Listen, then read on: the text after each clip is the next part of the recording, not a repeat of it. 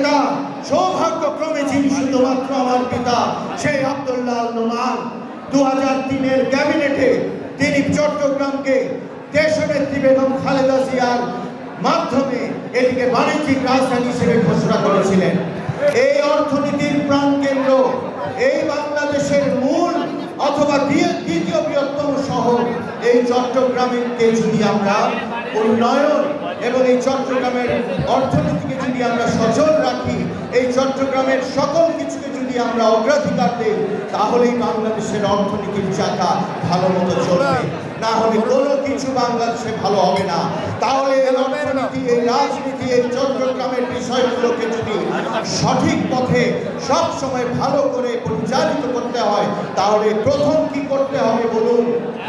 প্রথম কাজ রাজনৈতিক ঐকমত্য, যেটি এই মুহূর্তে সবচেয়ে প্রয়োজন কিন্তু সবচেয়ে বড় অভাব।